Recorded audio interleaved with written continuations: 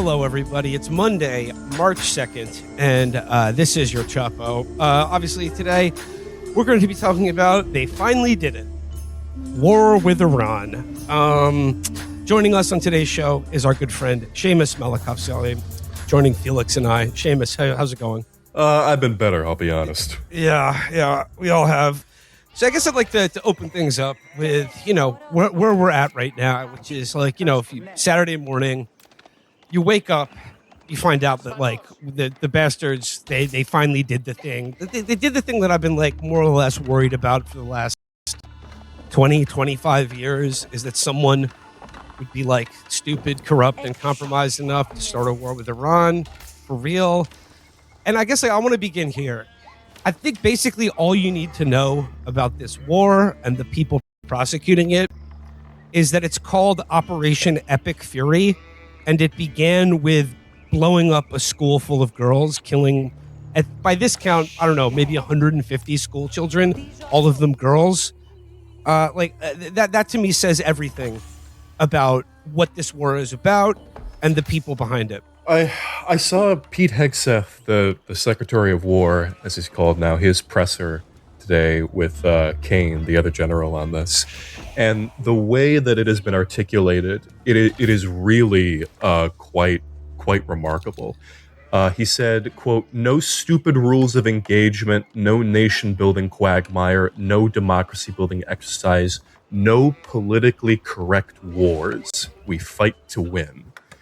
This whole thing is being, like, we don't get the existential threat that was the case with Iraq, right? There is no threat of a new 9/11. It is seemingly purely to right the humiliation that we suffered in Iraq and Afghanistan by not getting involved on the ground or trying to nation build, but just blowing things up, killing everybody, and enforcing some sort of capitulation. But even as I say that, at the presser, Hegseth did not rule out boots on the ground, nor did Trump later today. So they're just throwing everything at the wall, desperately trying to concoct some sort of brave face on this, where this is some sort of noble war that is also governed by Reddit-esque masculinity, with no regard for who they are bombing, what plans they have for afterward. No, there is no... I'm shocked at how... I knew this was going to be a disaster from the first moment, but I am shocked in the ways that it is manifesting, and manifesting so brutally and quickly. Well, I want to talk about what, if any, strategy is behind America's actions here. But to your point, Seamus, I'm wondering what you think about this. Like, I think the fact that like we've already heard from Trump, Hegseth, and other various mouthpieces for the U.S. government, I don't know, like a dozen or half a dozen to a dozen, like conflicting rationales for this war, and like, no real articulation of what victory will look like or what even they're really trying to accomplish. And I think like that is, in fact, like if I could analyze them strategically, I think that is their strategy, because I think they know that like George W. Bush and company, the problem is that they like overpromised, and like they set a standard that people could hold them to. And I think they're not trying to do that because like, I don't know what you guys think, Felix and Seamus, but from what I can tell, just from the big man himself, Donald Trump, he looks positively ashen. I don't think he wants to be doing this at all. And I think like the comments I've heard from him over the last couple of days were like, oh, like maybe they'll come back to the negotiating table. Maybe, we're planning for 4 or 5 weeks. Maybe it'll be longer. I'm not ruling anything out. But like, he still thinks that like, I really think that like, he thinks that like, there's a way out of this for him, that he can declare victory and go home. But like, I really think that like, he does not want to be doing this, and they're looking for a way out. But I think they're finding that there is no way out. They fucked themselves into this. Right. They're finding out why all these other people that were as rotten as them, but not quite as stupid, didn't actually pull the trigger on this. I mean, I think it was Mark Ames today who pointed out that this is a genuine belief among the Trump cabinet, specifically with Hegseth, probably more than anyone, but with all of them, that like wokeness, there's a magical realism type belief in getting rid of wokeism, where the less woke the military is, which, by the way, requires you to think of Afghanistan and Iraq as like just incredibly woke wars. Like underneath Mattis's BDUs, he had a shirt that said, "Sit down, a black woman is speaking." Billy Porter was actually the supreme commander of NATO. You have to believe like all those wars were like fucking woke, and the reason that we didn't accomplish anything there is because of wokeness, and because like now the Navy is like making black sailors get skin infections for no reason. Now the gloves are off, and it's true. It has resulted in unprecedented outcomes. The first ever combat loss of not just one but 3 F-15E Strike Eagles, which, according to CENTCOM, is due to friendly fire, which we've mentioned this on the show before. The U.S. military has always had a strange complex about losing planes. Famously in Vietnam, every time a plane was shot down by Vietnamese MiG-17s and MiG-19s, we said it was due to SAMs because it was less embarrassing to us than losing one to an enemy pilot. Now, friendly fire supposedly is less embarrassing than losing it to. I think I saw some people say that Iran has a sort of drone man-pad system. I think Kuwaiti air defenses were apparently right. Well, yeah. That's allegedly, if this was 3 friendly fire incidents that all shot down an F-15E Strike Eagle, which has never been shot down in combat, 3 of them. That's like more embarrassing. That suggests that not only should you like recall all your equipment, probably everyone above like lieutenant colonel should kill themselves. I think if we want to separate this out, right? Because obviously military officials knew what a fucking disaster this was going to be. People who aren't Hegseth, people who actually rose up to the ranks and were on the decision-making boards through, you know, who knows other administrations they were involved with. Trump himself, I think, envisioned this as a very short campaign. Like, he envisioned a Venezuela situation happening again, where he would take out Khamenei, the supreme leader, and once that was done, like with Maduro, then they're going to come back to the negotiating table and decide, okay, we don't want to die. We're gonna do whatever you want, just, you know, so that there's not a total collapse of the state. That did not happen, and there seemed to be confusion on Trump's part. I saw, I mean, I can't know this for sure, but there seemed to be.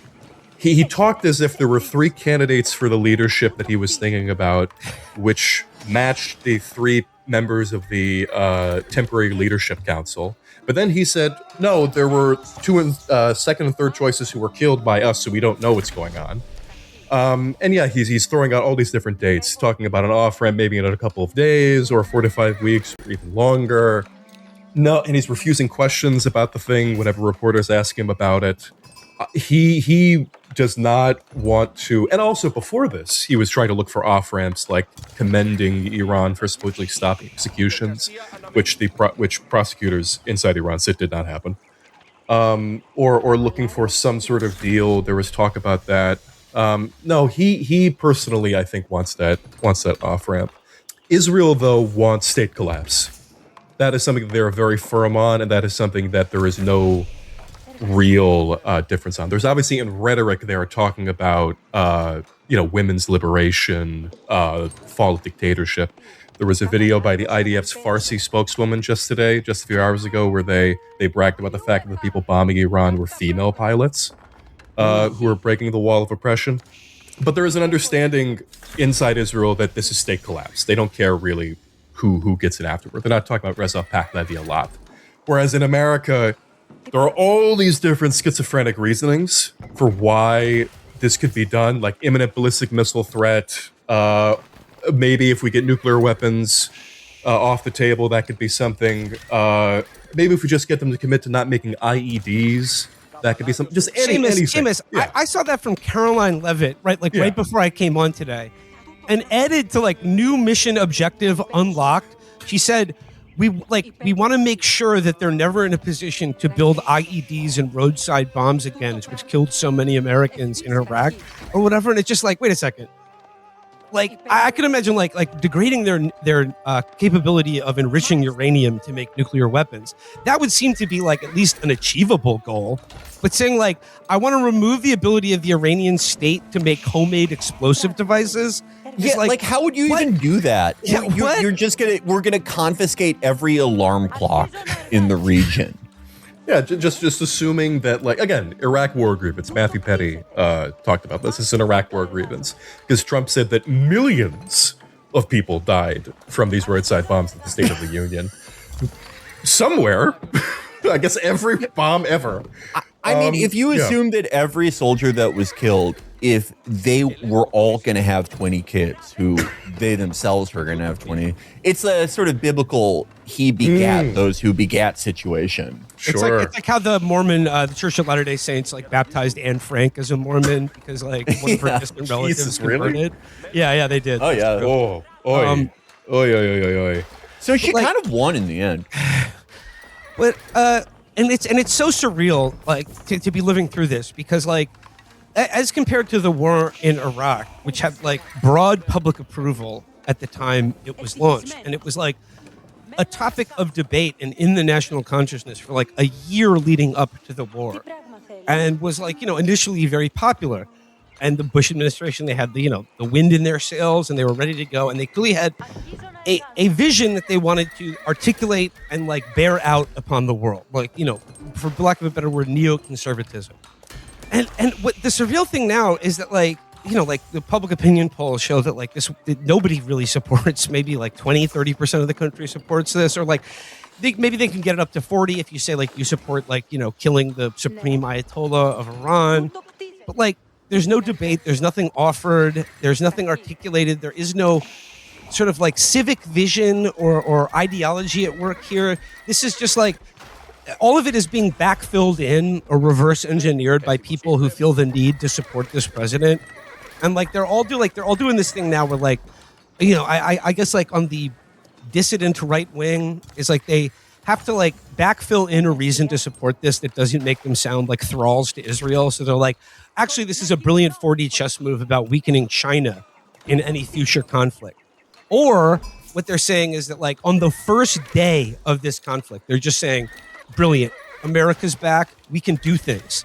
We can kill evil people and there will be absolutely zero negative consequences. And it's like 72 hours haven't even elapsed yet. What are you talking about?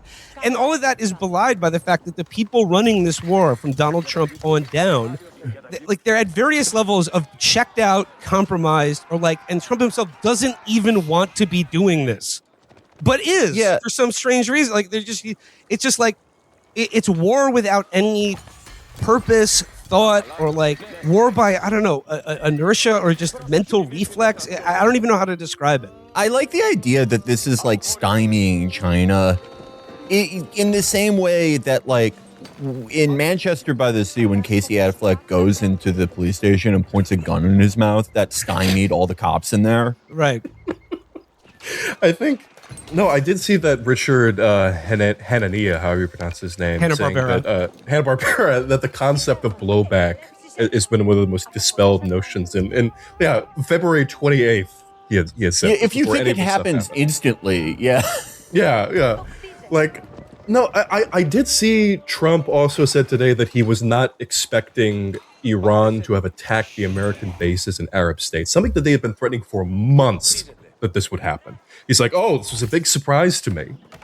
No, everybody is kind of in a world of their own with what their expectations are of this, and that it will be some way, it'll be quick, it'll be clean, and then they can rinse their hands of it, and that it'll be an endless shooting gallery, but purely for the Americans, and nothing else will be affected by it. And I think will be interesting. I hate using that phrase, but I think it'll be interesting to see. Now that Qatari energy fields are going dark, apparently there was an oil field in Saudi Arabia that was hit potentially by shrapnel. I'm not sure if it was a direct hit. UAE stock exchange is down, and there are concerns that energy prices, gas prices could go up in Europe by 130%, I want to say is the figure, by next month. Who knows how much that would affect gas prices? what made Trump back down from this stuff over the tariffs was that massive economic instability. And there does not seem to have been any preparation, ideologically, economically, anything, for what could have occurred here. They really genuinely did believe that there was going to be just total, it was going to be fine. Like, I'm still really bewildered by it. In a way, like, obviously there is intent to collapse the state. Deep down under all of this, under all the different reasonings, broadly they want Iran to collapse more than they want Reza Pahlavi or the $1 trillion market, as Pahlavi's son has been talking about, to open up. But they didn't expect anything bad to happen? They didn't expect, like, the American public to question it? Well, they didn't expect to have to answer questions? For 4 to 5 weeks, they're just expected to be in a bubble around themselves where they never had to justify it clearly to the public. It's very strange to me. Well, I mean, like, but the thing is, they don't have to justify it to the public. I mean, like, this is what, like, running the country like a corporation is. Like, you know, like, it's like the voters are like the shareholders. Like, they don't fucking know. Like, they're your customers. You want to raise prices? Who gives a shit? Maybe they'll squeak, but, like, it doesn't matter. But, like, the thing that's astonishing to me is, like, the tenor, and I see this from European leaders especially, and then we see it in our own media as well. The idea that, like, how dare the Iranian government, like, retaliate against us? Like, or, like, how could you possibly justify attacking American bases and military bases in Bahrain? And it's like, look, just simple point of fact, like, they were at the negotiating table when they were attacked. This is the second time this has fucking happened.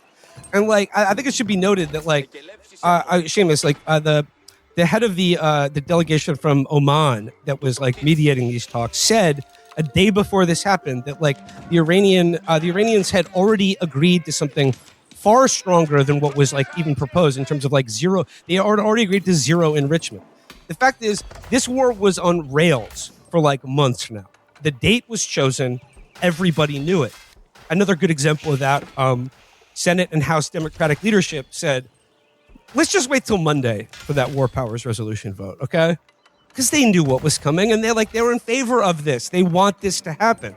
And, like, this is the strange thing, is that, like, nobody in the public supports this for the most part. But, like, pretty much this is a bipartisan war. Like, the Democrats don't want to admit that they want this to happen. They're happy to let Trump take the political fallout for it, but they certainly don't want to stop it. And if you look at, like, I don't know, the media or elected politicians, like, all but a few are opposing this war on anything other than weak procedural grounds. Like, we should have been consulted first, or you need to ask Congress, which is like, you know, let's not fool ourselves here. If he had asked Congress to authorize this war, they would have let him. They would have voted for it. No, it was really, I don't want to say keep saying strange, but Mark Carney, a month ago or so, had gone up on stage and said that the world order that previously existed had gone, and that a post-American order needed to be formed, that there should not be any nostalgia for it. And then when this war starts, what does Carney do? He immediately throws his full support behind it. And then you have people like Mark Rutte in the Netherlands, who is actively a big leader in NATO, going on Fox News in order to support this as well. And all these, of course, these disagreements with the very idea of self-defense that you're quoting from all of these European politicians, British and on the continent as well. No, they don't actually believe in any of this. They fundamentally don't believe in any of this. If it can still be weaponized international law against their enemies, they would like that to still be the case. But if international law has been ripped up, they still want to be able to destroy their enemies, regardless of what the actual rules that they themselves have set up are. I don't know what they expect to happen when Greenland inevitably comes back on the table, though, because you are giving credence to this American invasion, essentially, of this country, Israeli-American assault on a country that was at the negotiating table, and then you are expecting, I guess, from the support that you will not be targeted again, or that Trump won't find some other thing to target inside of the European continent. Well, everybody is very once Trump sees that they will go along with absolutely anything, no matter how much it fucks their own country, just out of pure obedience, he'll immediately respect them and go, okay, hands off. No, everybody, like, at that Board of Peace meeting, like, you saw the American vision of what the world should be. And it is all of these different leaders endlessly filleting this man, talking about how he's the savior of South Asia, that only he has the vision to solve Gaza and all these other different world conflicts. We're all wearing USA hats. It is total subservience. And somehow these people have gotten into their brains that they will not be the victim of it as long as they they try to run out the clock on this, I guess. Or they can utilize it against their own enemies and then hope, oh, maybe it just won't happen to me. I don't think that's going to work. All right. I mean, like, as far as the Americans and the Israelis, right? Like, the line seems to be, like, from Pete Hegseth and Donald Trump. Like, I saw this posted.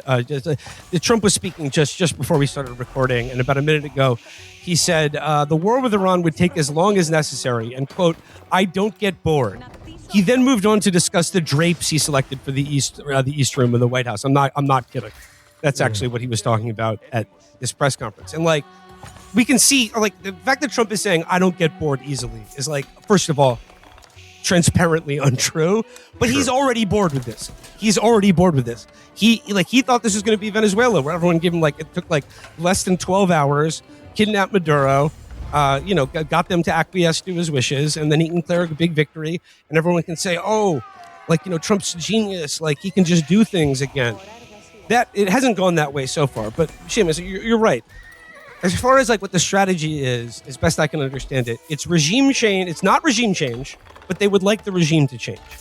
It's not nation building, but they would like a different nation. They want the people of Iran to do that for them, and the way they're going to do that is by basically destroying enough of Iranian civil society and infrastructure that the country will just collapse into civil war and chaos. And they're not particularly concerned about what comes after if the country itself is reduced to, like, a pauperous basket case in which everyone is killing each other. And, like, you see that in the selection of targets that they're hitting. Police stations, hospitals, schools, and then, double and triple tapping the rescue efforts. I've certainly seen reports of that coming out of Tehran this morning. But Seamus, we talked. You brought up that in Iran's retaliation, that they have spread out their missile fire and drones over, like, this kind of like the constellation of Arab Gulf states that host American military bases and are part of this kind of, I don't know, like American-Israeli axis of submission, whatever you want to call it. How would you describe the Iran's retaliation? Because, like, look, in the early hours of this war, it seems like, they killed the supreme leader. They killed probably 50 other high-level people in the government and military. But the response seems like it was decided beforehand, and it's being carried out pretty much as they planned it. So, like, how would you describe Iran's strategy in terms of, like, how they're defending themselves? This has been really interesting to me because it feels like the exact opposite of Hezbollah's situation, right on the eve of the Israeli invasion. Because the IDF was able to kill many different Hezbollah leaders, either one after the other or in mass strikes all at once when they were meeting together.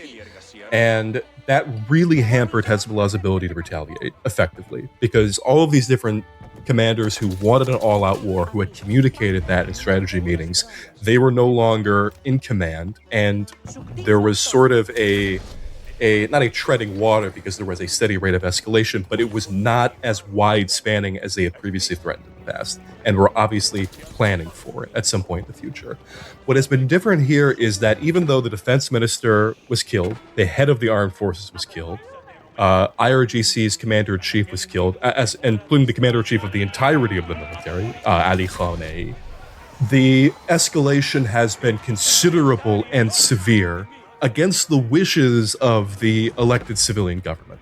Foreign Minister Araghchi, he went on television and said very pointedly that it was not their decision to bomb ports in Oman, which had happened earlier that day, because the military was operating semi-independently and was decentralized, and they were given general instructions about the course of that battle. And that has allowed them to expand this in a way that puts Israel, America, and its allies in a very difficult situation. The thing that Israel was able to do that left Lebanon in such a bad state, a subdued state, I would argue, is because it controlled the ladder of escalation, wherein Hezbollah continuously tried to meet Israel where it was, but was always lagging behind. Yemen was able to control the ladder of escalation, but it lacked capability. And Iran is somewhere in the middle there, where it is not going completely scorched earth and severe in the way that it may have wanted to, but it is absolutely going all out, pretty much. I mean, the very idea that Dubai would be bombarded. Yeah. That to me, I genuinely thought to myself, there would be some hesitation, right? Based on previous retaliations that Iran had done against Qatar, where there was symbolic strikes. It took out a radar station, but the number was specific to the number of bombs that America dropped on nuclear facilities. It was very disproportionate. Here, they are meeting fire with fire, I would argue. Like United Arab Emirates, Qatar, Bahrain, Kuwait, Saudi Arabia, Oman, like all and American bases in Iraq, Jordan, like all of these different places are getting lit up. And there is no sign that there is going to be any sort of negotiation soon or any sort of settlement or dissent from this position unless they literally start running out of munitions. Well, that is the difference in strategy. That's what I wanted to get to, because like it seems like barring any kind of radical change or barring something like extraordinary happening like within the next couple of days, I think it's pretty clear that this war is going to evolve, or like already is, a kind of war of attrition between how many missiles and drones Iran has and how many interceptors the Americans and Israelis have to use to stop it. And from what I've seen, at least in Tel Aviv over this weekend, those interceptors, they're going through them pretty quickly, and it doesn't look like they're that effective. Yeah, I saw also Qatar and the UAE, their missile defenses, their Patriot missiles are supposed to run out within the next week. It has always been overwhelmingly expensive, prohibitively, I would argue, expensive to maintain these interceptors. And there was a significant bottleneck that Israel was approaching before the ceasefire came in during the 12-day war last year. Something that I've heard people argue was Iran should have taken advantage of, but that remains to be seen.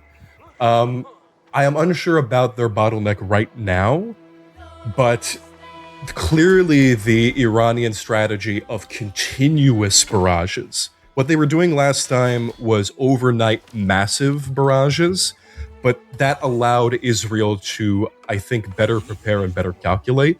Here, they are continuous. There are spans of maybe hours between these significant barrages. And that has resulted in not just in Tel Aviv, but there was a shelter that was collapsed in Beit Shemesh. Beersheba, there was a Microsoft technology park that was just bombarded today as well. The same one that got hit during the last war. No, I think for Israel, it is very difficult, but for the Gulf Arab states, I think it is going to be even more difficult. They're all finding out right now that like these security and defense agreements that they've signed on to, that in practice just makes them a bullet sponge or missile sponge for Israel. And I think like that is part of Iran's strategy here, is to make it, is to show them just how painful that this can be. Like, is this what you want? Like, is this what you really want? Exactly. There was I want to find the statement that I had just seen from, I want to say a representative. Yeah, head of Iran's Parliamentary National Security Committee, Ebrahim Azizi.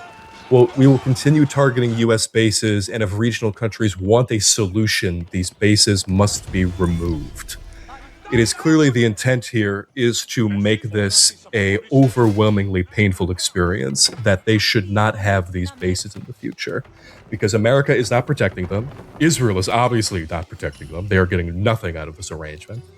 They are losing their reputation as safe havens. I did see a lot of people talk about, like, British expats talk about the fact they never expected anything to happen to them. Man. They're in the Middle East. Like, I don't know what to tell you. Well, I mean, I wanted to bring up, like, I don't know, like, reports that, like, when I like in Bahrain and Dubai, but Bahrain especially, that, like, you see these, like, luxury hotel rooms, and it looks like individual rooms have been hit with missiles. And, like, originally there was reports that, like, the military bases or Air Force bases in Bahrain, like, they've already determined that, like, there's basically no way that they can be defended against, this kind of ballistic missile retaliation. So basically, they just, like, moved out the servicemen to hotels within driving distance of the base.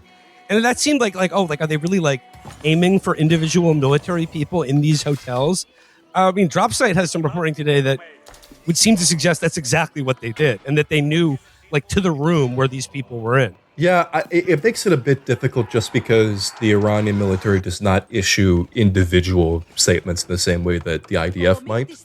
But there is definitely a suspicion growing. I haven't seen this exact DropSite reporting that you're quoting, but I think there is a great suspicion growing that they knew which hotels in Bahrain, for instance, where American personnel were staying, which were accompanied by reports of American personnel evacuating some of these hotels. No, Bahrain in particular seems to be the real saturation point. Not only these hotels, but the Fifth Fleet, these American bases getting hit over and over and over again in the capital, Manama. And then, because this wasn't happening in Kuwait or Qatar or the UAE, but in Bahrain specifically, you had majority Shia members of the population coming out, getting right up to the base and filming with their phones and cheering when this happened. Like, there is clearly, I mean, the kind of massive, we can talk about this though, the kind of massive, overwhelming intervention that had been envisioned before October 7th has not come to pass yet, but this earthquake is still materializing, not only in Bahrain, but in Pakistan, in Iraq, where they tried to storm the Green Zone multiple different times, protesters. Islamic resistance in Iraq was reactivated and is hitting American bases in Erbil. But also Hezbollah finally has re-entered this conflict in retaliation for the killing of Khamenei and the months and months of being hit by Israel. Regional war and regional unrest has suddenly gone back on the docket.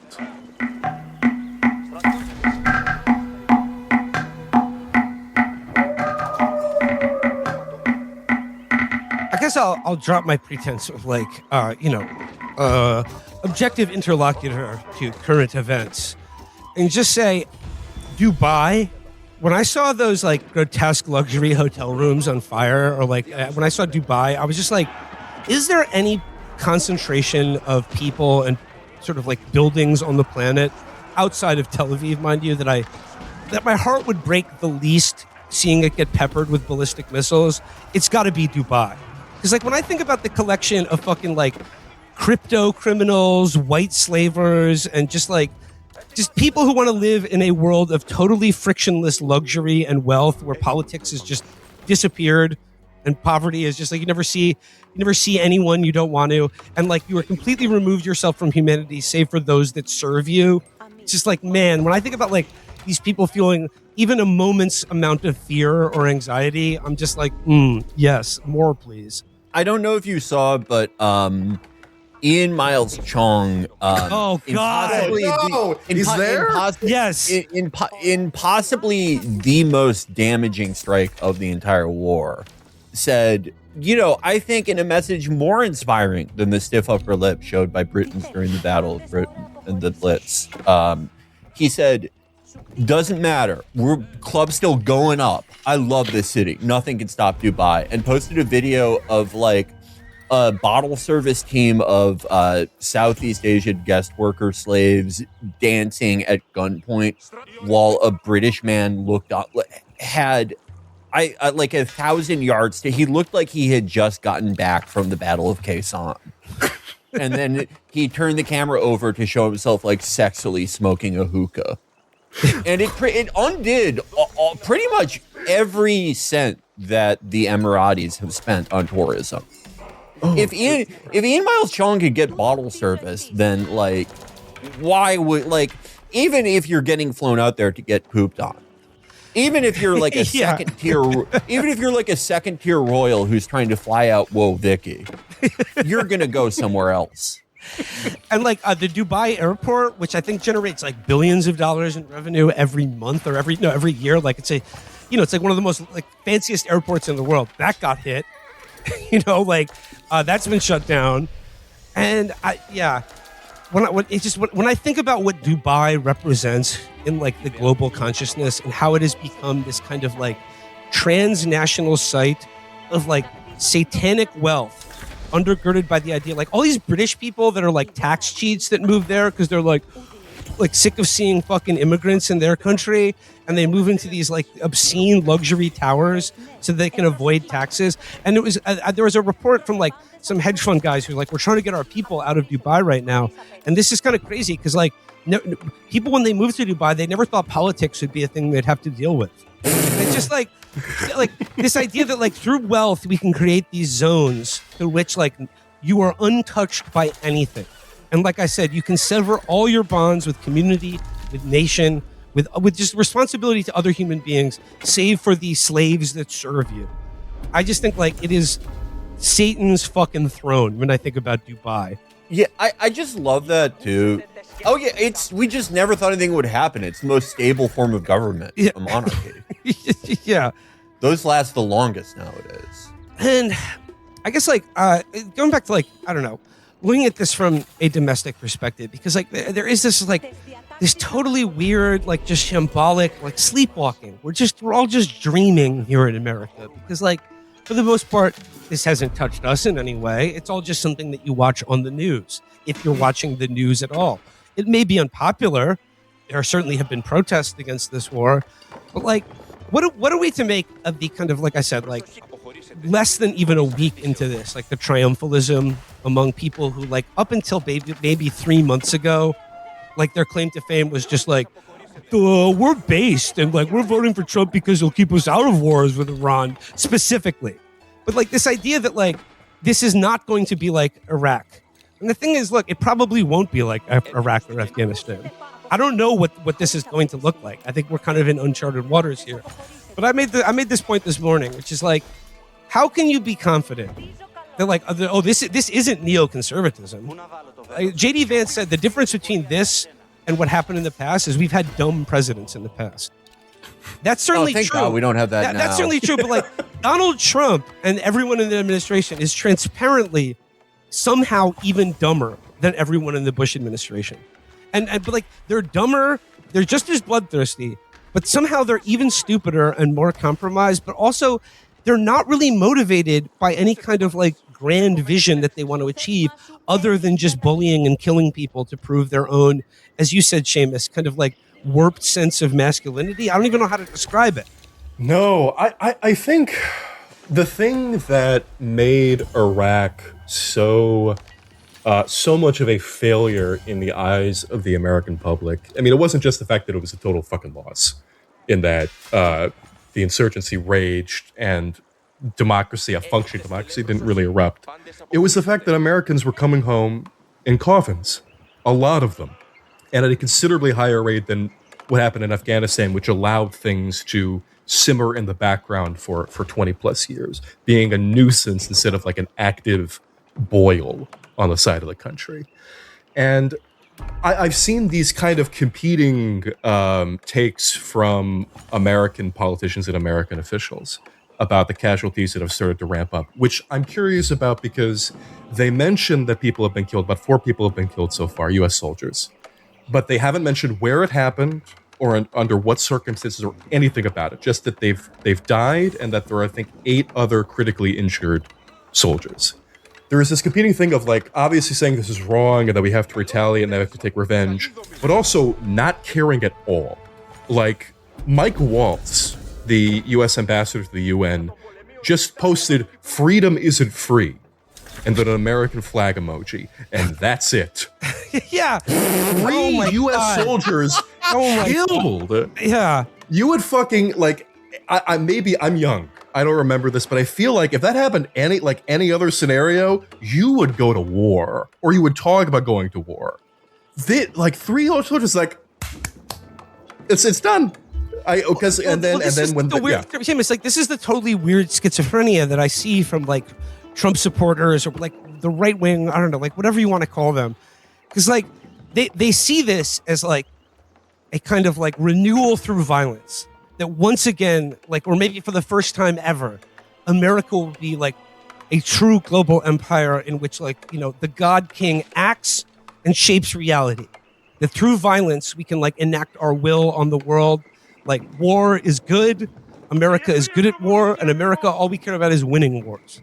At the same time, the same people that are prosecuting this are doing everything in their power to pretend that this isn't a war and we're not actually fighting a war. We're just bombing another country, killing its leadership, and attempting to topple its government.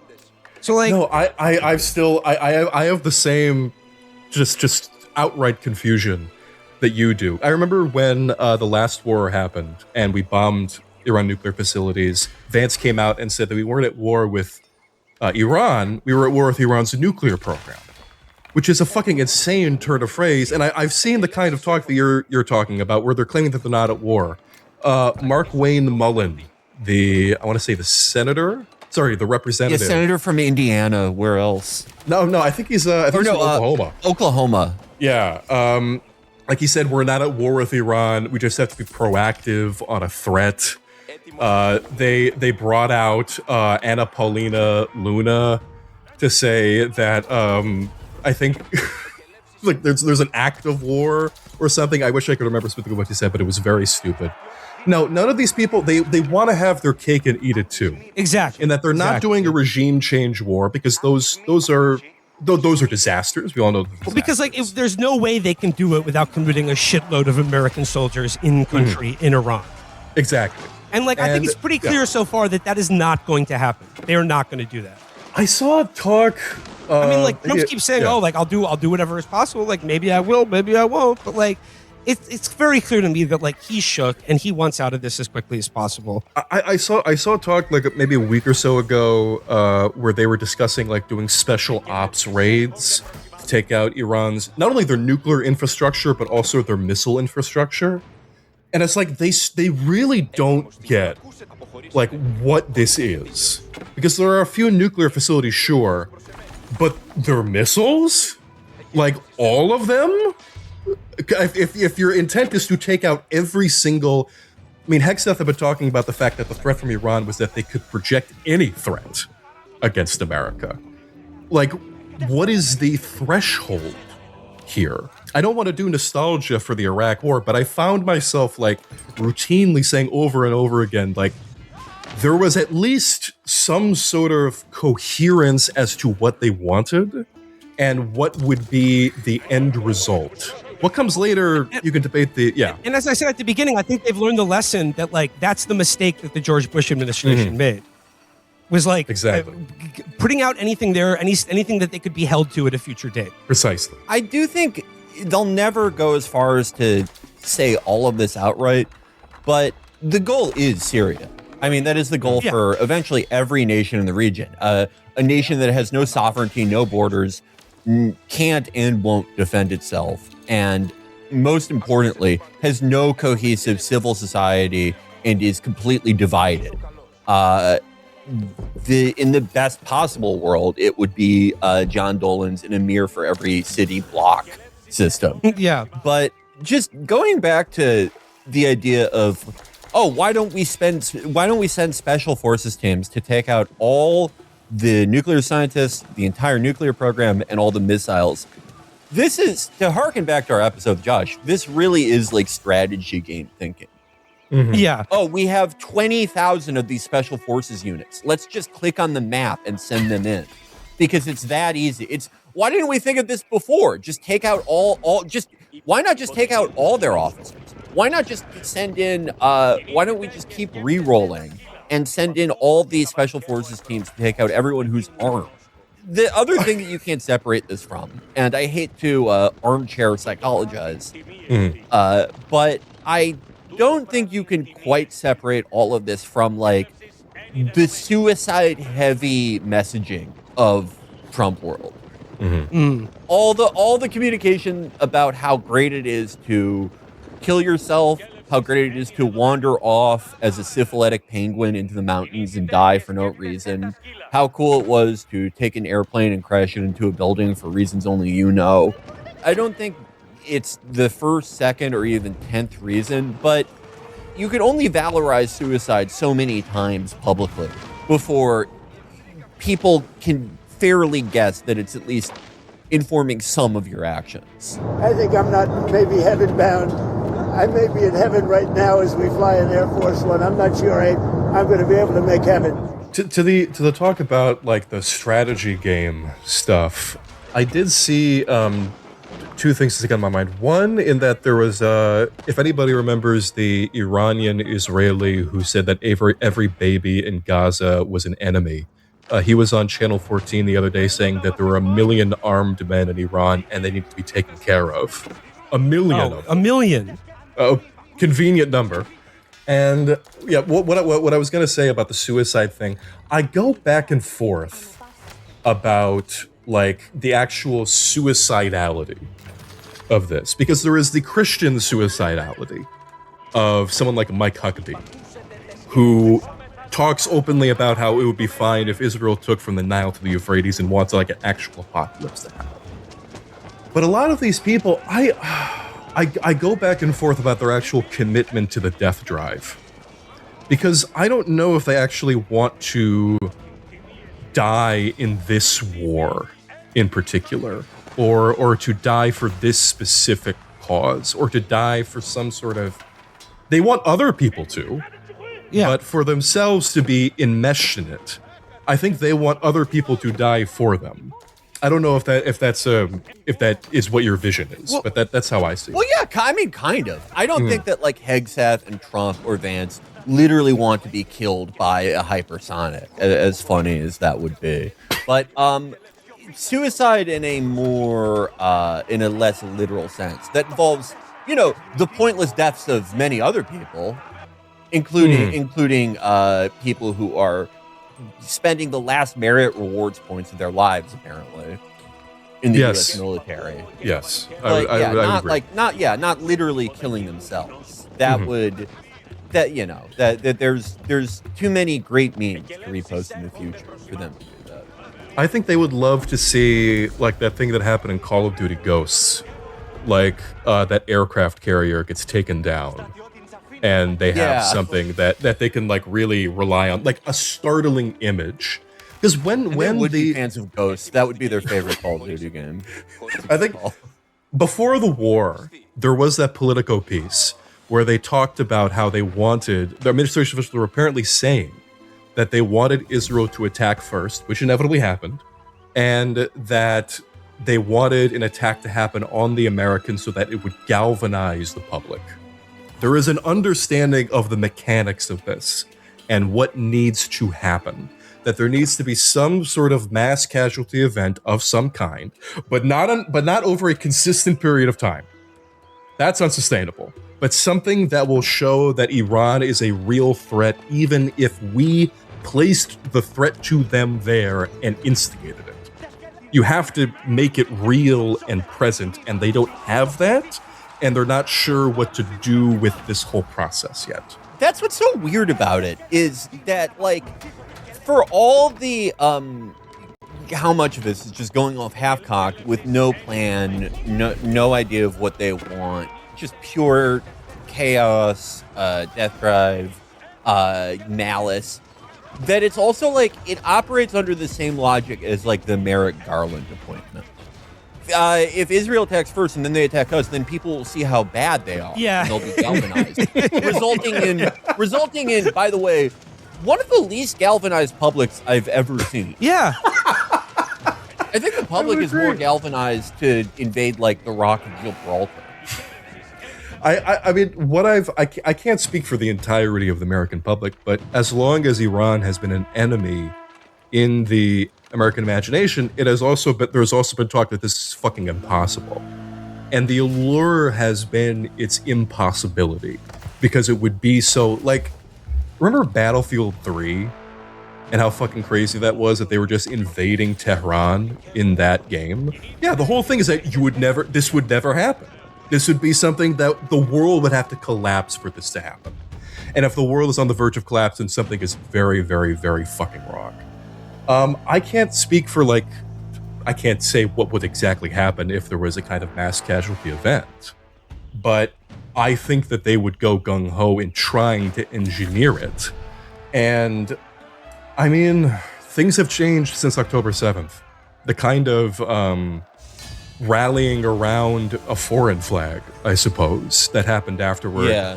I don't know if it would happen again, but I can't put a guarantee on it. But even then, yeah, they're not gonna, like, we're not doing Iraq again. We're not doing the whole, nobody's booing Michael Moore at the Oscars again for this. Yeah. Right. And that's the other thing, is that it's not the same media environment as 2003. I mean, I don't know if you've seen this polling, and obviously it is an entirely different situation, but just think about the full court press that they went through with this. Only 22% of Americans think a left-wing guy killed Charlie Kirk. Yeah. It is generally a bad thing that there is no consensus reality. No one trusts any source of information, and everyone is just, they are getting their boutique worldview from a self-selected nexus of weird YouTube short creators you've never heard of, bot farms in Malaysia, whatever the fuck, right? Mm-hmm. But sometimes it's good. And I think, like, even if there was a mass casualty event, only like 22% of Americans who go to bed wearing dry fit polos would be like, oh yeah, we have to do this for the USN Stennis. And the remaining 80% of Americans will be like, yeah, actually it was Dominicans who sank it. We need to invade T-Mobile. Okay, I can't. I think it is very telling that the only sorry. I think it's very telling that the only people who were really gung-ho about this were the right-wing Iranian diaspora outside the country. You know, there was not. I'm glad you brought them up. I'm glad you brought them up, Seamus, because, like, they're awesome. As far as the, like, nauseating spectacles produced by this fucking ongoing disaster, these fucking plastic surgery victims twerking for the bombing of, like, their home country is like, and you know what? I'm going to just say this on this show. If you are a member of the American Iranian diaspora, shit, how about the Venezuelan and Cuban diaspora as well? There is nothing I like more than talking over your voices, silencing your voices, and generally shitting all over your insane, evil politics and narcissism. Please go fuck yourselves. I don't give a shit about what you think America should do or your assessment of my morality. Thank you very much. Please go fuck yourself. I support the regime in every one of these countries. I think like the Iran, no, to listen to local voices, I guess it doesn't apply to the people who were mourning Khamenei after the fact, or any of these other people inside the country. No, they always want to make the impression that these are the only public that actually exists, and every single other person is either an actor or is paid or aren't actually Iranian. They're Iraqi, or they're from Pakistan, or they're some other fucking country. Oh, what, like those countries that are right next door? they're like Even right so. there. Like no, but they got to import everybody. It's not like being in Glendale, where you're right in the heat of the action. Yeah. No, these people, when they came out, this is something that I find, this phenomenon that I found quite interesting, is that for a while these were separate publics. The Iranians inside the country and the Iranian diaspora outside the country. They were in fundamentally different media spheres. And when they were aware of each other, the Iranians at home were particularly contemptuous of the media sphere that existed outside the country. But now, because of opposition media outlets and the internet, places like Iran International or Manoto, which are funded by the Saudi government, Now there has been this cross-pollination, cross-infection back from these countries inside Iran, which creates these, for the first time, this monarchist mobilization during the protests last January, which had never happened before. And it results in these celebrations that happened after Khamenei's assassination in the middle of the night, where they hear the Israeli claims and people come out to the streets in Tehran and in Fars and elsewhere. And they're flying not only monarchist flags, but the flags of pre-Islamic Persian empires. They set fires in traffic roundabouts and they start cheering. And then, even though they've been called into by Netanyahu and Trump to do something, they don't do it. They just melt back into the crowd and nothing happens. It's created this very strange media ecosystem where they're all feeding off of the same sources, but very little is actually happening, at least at the moment. I would like nothing more than for Trump to just say to Pahlavi, "You're in charge now. We're putting you on a C-31 supercar. We're sending you on an airplane over to Iran. We're going to drop you and your whole family off there and just let you go. You'll be embraced by the people. They'll hail you as their returning God King." I am so sick of having to hear from these fucking people. I am including that fucking Muppet that I have to see on CNN every day. You know, the Sideshow Bob looking lady, the Iranian lady who's like, "I love America. We love Iran. Please destroy my country." I should say just as a side note, and I know exactly maybe exactly what Felix is about to say. Ali Najad, the Pahlavi people hate Ali Najad now. Because apparently there was a break in their coalition and now they fucking hate her as like a regime supporter.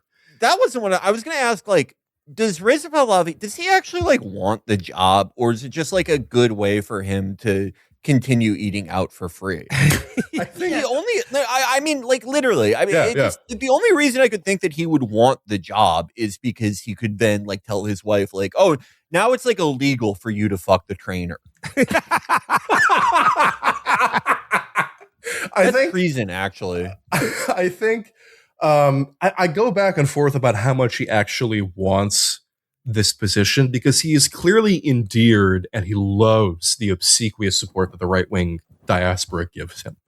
There was a town hall that he did some years ago on Iran International, a town hall for a guy who lives in Virginia, and they were always calling him Crown Prince. Prince, what do you think about this? And he never corrected them, even though he's not a prince anymore, and he doesn't hold that position anymore. He loves the idea of being a beloved figure, whatever that actually means. His supporters absolutely want him to be the absolute monarch, despite what they say about democracy. They treat him as someone who has already become the absolute monarch, and any criticism of him has to be stamped out immediately. As for his own personal wants, there was a very illustrative interview he did with a friend of the show, Patrick Bet-David, some years ago. Where he just handed the king in the future on. He just outright said, like, I actually don't know what life I would go back to in Iran. Like, maybe I would go back on a part-time basis, but all of my network, my family, my friends are here in America. Yeah. Like, if I could, can I just get 18 hours as the absolute monarch this week? Yeah. Are you fucking joking, man? No, he has no idea. Like, he lives a very, I had a friend when I used to go to school who had served Pahlavi at a kebab shop in the DC metro area, and he just comes in pretty much every day in a tracksuit and orders kebab. And he plays chess and he hangs out with his family, and that's it. Sounds like a great life. Why the fuck would you? That's what I said. That sounds amazing. I would love to do that all the fucking time. But this guy insists, no, I have to put on the suit. I have to pretend I have a job. He does interviews where he talks about how the regime is about to fall, and there's 50,000 regime insiders that are ready to defect as soon as I give the signal. Like, he wants all of the trappings of that more than anything. Whether he actually wants the responsibility of power, that I think is an open question, but he wants to keep writing that crown prince stuff as long as he possibly can. Seamus, that's what gives him anything. Seamus, whether it's the monarchists, whether it's our Defense Department look, I said it before. I'll say it again. Nobody wants to work anymore. Nobody wants to work anymore. Everyone's too fucking lazy and stupid. And that is what watching this looks like. President pedophile Hitler is just fucking us into possibly World War III. But with total disconnection from the chain of events from action to consequence. And absolutely nothing is more than reality. I agree. Yeah.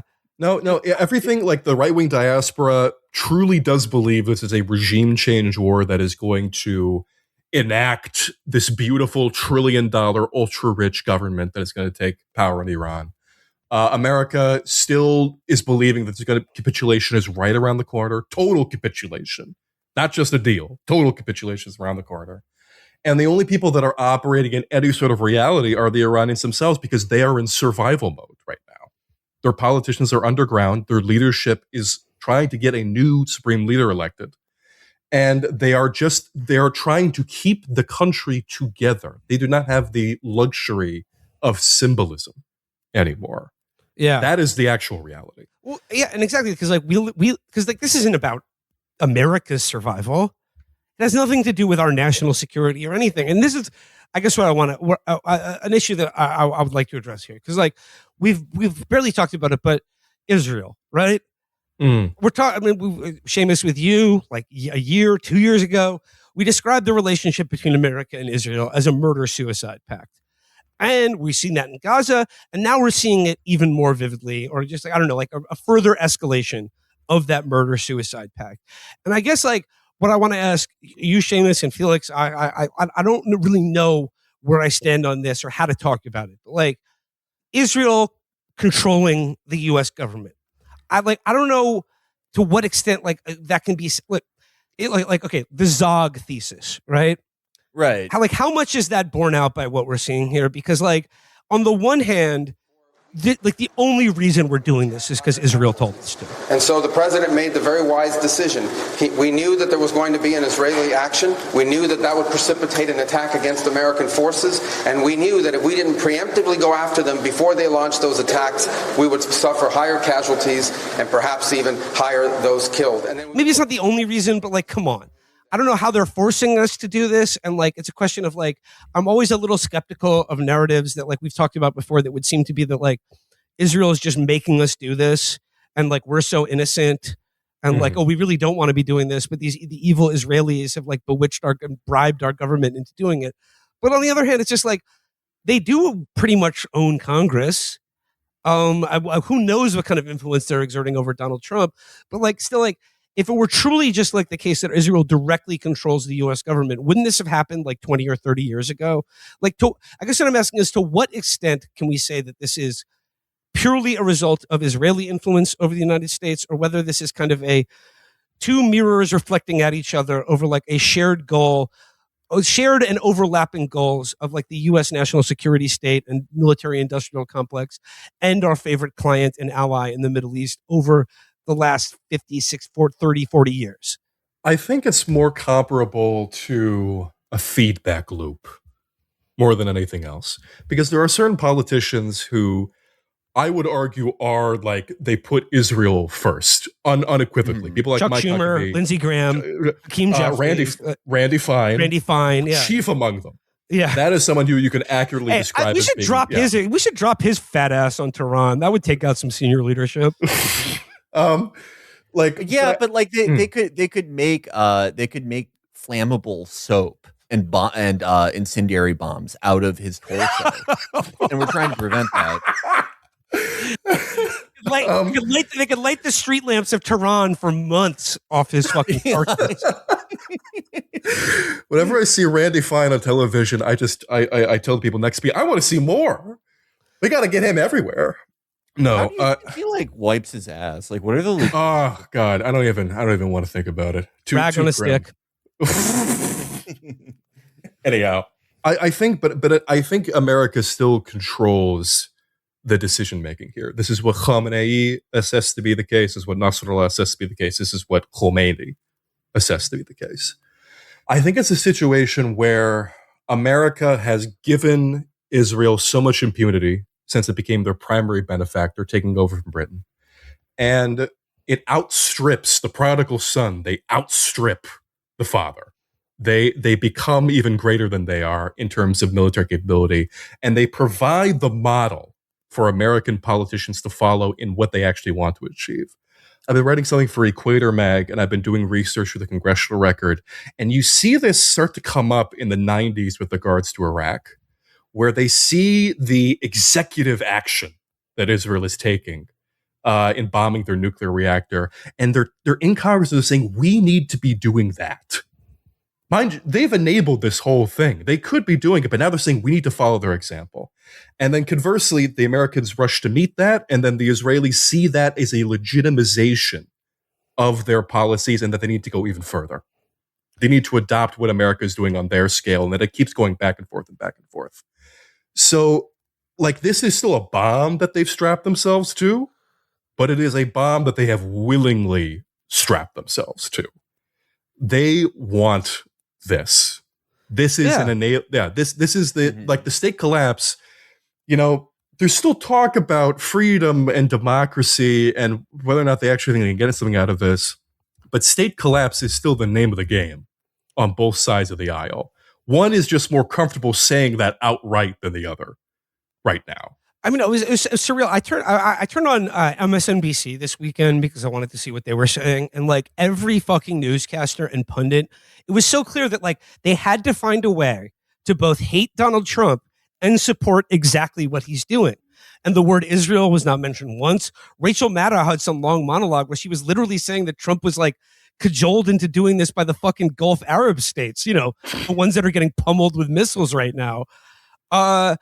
There's like, a total veil of surreality here that like pretty much the political leadership and media that represents the left and right parameters of debate in this country. It's just like the only difference is whether you like Donald Trump or hate him. But like, it seems like the political and media class is fully on board with this. No, absolutely. Absolutely. Going back to the original question, I think the idea that I don't know how anyone can seriously claim that Israel is just another fucking imperial proxy. I don't know how they could have claimed it for the last 10 years, but they definitely cannot claim it now. I think the way that I look at it now is that America and Israel are the same entity now, but it wasn't always that way. Right? Israel was you can't really call it a client state just because of the composition of the lobby. The lobby was by and large made up of Americans who would never fucking live in Israel, but nonetheless prioritized its interests. And the same thing cannot be said over numerous other very powerful foreign lobbies, like, you know, Qatar, Azerbaijan. Yeah. Mm-hmm. Yeah, you can't, like, no matter how strong Azerbaijan's lobby is, with Azerbaijan's regional goals, you can't, like, if an Azerbaijani lobbyist was like, this doctor said something mean about Azerbaijan, like, most people would be like, okay, fuck off. Like, where is that? Can you fuck off? But with Israel, it just, fire the entire hospital. Yeah, I mean, at the same time, that is my big misgiving about like right-wing anti-Zionism, that it totally exonerates America, which again, like the most ridiculous thing about it to me is like, oh, we hate finance capital and all this shit, but America's awesome. Yeah. Mm-hmm. And like, I think there are a few like principled right-wing anti-interventionists, like particularly at the American Conservative magazine. Yeah. But by and large, everyone who supported Donald Trump and still does supported him when he said, I'm the anti-war president. I'll specifically keep us out of a war with Iran. Mm-hmm. And now that he has gone to war with Iran, they're saying that's why they support him.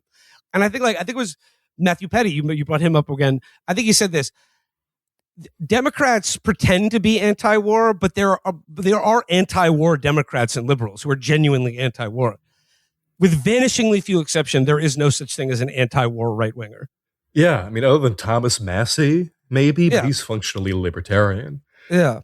No, none of these people, like, believing in America as an exception as an institution that is infallible.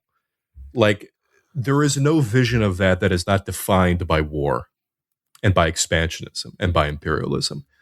It is fundamentally antithetical to that vision. And yet we do this song and dance still where, again, yeah, we're going to keep out of war. We're the peace president. But they never talk about peace as like a new calculus that the government is undertaking, that like a fundamentally different approach, because they also admonish Obama for going on that fucking apology tour still like 20 years ago now. God knows how long ago that fucking was. No, it's peace through strength. It's carrying a big stick, the Don Rowe doctrine of achieving overwhelming, the Pax Americana, essentially. That is not actually anti-war. That is not actually pro-peace. That is just war by another name. That is imperialism by another name. And the faster that people get this out of their system, that there is an actual anti-war Republican Party, the better. Because it'll avoid situations in which we have to do whoever the next Tulsi Gabbard is going to be, where we have to obsessively defend these people somehow from the left. Like, I get exasperated, but just like, I don't know how this perception has gone on for so long. Like, Alex Jones has gone off his fucking rocker. The person who was talking about government suppression for as long as I have been alive. And now he's fully behind Palantir and the war and all of this because he never actually believed in any of this as a Republican, as a conservative. Get this out of your system, really. He is possibly the most embarrassing one, like, out of anyone. It is like if David Icke, he spends his entire career talking about reptilians, and then like a slightly different colored reptile shows up, like a red iguana, and he's like, "Oh, this guy's awesome. I support this guy." No, this is different. This is tangential to the broader question, but I did want to address this because it became a topic of controversy last week, and I think it is tangentially related to the discussion we're having. Is it totally beyond the pale to use the word goyim tongue-in-cheek, semi-ironically? I can't comment. Is that bad? Should people not do that? I mean, I don't use it because I think it's kind of embarrassing, and I think it betrays this idea that like I'm actually offended by being referred to as a goyim by Israeli nationalists or just Jewish people writ large. Like I don't really care one way or the other. But like, are we really in a world now where we can say that like that's beyond the pale, or like I'm so offended by it. I'm so offended by this. I always thought it was weird because it's like it's a word that describes like 99.8% of the world, right? Yeah. Mm-hmm. So it has like a different meaning to wherever you are. Like for an American, if you're an American and you, let's just say you grew up with all the movie channels. It means a type of guy. It means like a guy who has breakfast at Mrs. Fields Cookies. You know? But for an Israeli, yeah. For an Israeli, it might literally just mean like the other 99.8% of the fucking world, which is like insane. But I would say personally, I mean, I think if this is about Anna Kasparian saying that the Goyim are waking up, I mean, like that's just like I'm not offended, but that's just a little embarrassing. It's like, a bit strange of a phrase. I'm They're obviously not. The Goyim set 3 iPhone alarms, and they only slept through 2. I think it's a bit embarrassing. I think my primary definition of Goyim is I see those Instagram reels of that one Israeli rabbi who is, I don't know, Felix, if you have maybe seen this, of him saying that WhatsApp is goy, or tight jeans are goy, or this haircut is goy. I'm learning a lot about how Israeli society conceives of this concept. Nevertheless, I do not think that it is it's like an epic phrase in order to say that you're waking up as a goy. I don't know. Yeah, it's also funny, like just how like just that isn't enough. It's not enough to like categorize everyone in the world who isn't Jewish, which is like the overwhelming majority. And you get guys like Ovadia Youssef who are just like, oh, it actually isn't just like, it isn't just Jews. It's like specifically Mizrahi are the only like, everyone else is actually a goy. or like anyone who isn't like a Hasid, or anyone who isn't like my type of Hasid. It always gets like much more specific until like everyone who has ever lived except for your like immediate family are goys. This is sounding like the Salafi thing where like everyone is a kafir. Yeah, Exactly. Things are really the same everywhere. Religious supremacism and nationalism, it manifests in different ways, but it really is all the same pile of shit. Mm-hmm. And it eats the brains of anyone who fucking sips from that cup. Christ Almighty. Wait, just before we move on, Felix, did you ever hear about that group within ISIS that called Abu Bakr al-Baghdadi kafirs? Yeah, those guys are awesome. Yeah. They were like the Austin Red Guards of ISIS. They were Black Hammer. They're going to create Hammer City in Raqqa. Yeah. I don't know. I mean, I guess like to close things out here, like I guess this is where I want to leave it. Like, I have no idea what the coming weeks or months will hold. Like but like over the last couple of years, really, I don't know, for like most of my adult life, I have been waiting, or at least hoping for, something that could be a strong prevailing counterbalance to America, KKK, and imperialism. That like Iraq and Afghanistan, those were disasters, but like, I mean, we didn't learn that lesson too well as current events are currently shaking out. But like, certainly with Gaza and now with Iran, I have to ask, like, when are we going to get our nose bloody? And the thing is, I have a rooting interest here. I'm not afraid to admit it. Like, for any kind of livable, civilized future for either America or the rest of the world, at some point, the American people, any other civilized nation or sovereign nation in the world, to the extent that there are any left, is going to have to come together and do something to stop the Israeli and American military machine and the fucking trail of bodies that they're leaving. Something will have to be done to damage the total impunity through which this country and our proxies are able to act. I don't know what that's going to look like. I don't know if what that will look like involves the end of the world, but like, I can't see a future worth living in which America as a political and military entity is allowed to just keep doing this shit. And I don't see how it's sustainable. And like, I will just state, like, the best possible outcome is that we are defeated as swiftly as possible and that we are humiliated in the process. And like, I don't know how to sketch out a better possible solution. Like, I'm not saying I think that will happen. I'm saying that's what I'm hoping will happen. And that's all I have. Lenin had written in 1915 that during a reactionary war, a revolutionary class cannot but desire the defeat of its government. No, there was an opportunity, I think in 2024, when the axis of resistance was coming towards some sort of cohesion, and there was a chance to overwhelm Israel's air defenses and place it on the back foot and potentially roll back what we had been seeing. That did not come to pass. Right now, the region is alight in a way that it has not been in years, and to some degree has never been. Despite Yemen not even entering the war yet, it may very well. I don't pray for the continuation of this war because it's going to enable immense suffering. But when these things have been lit up in this way, this is like, there is a reason why Hezbollah entered in now.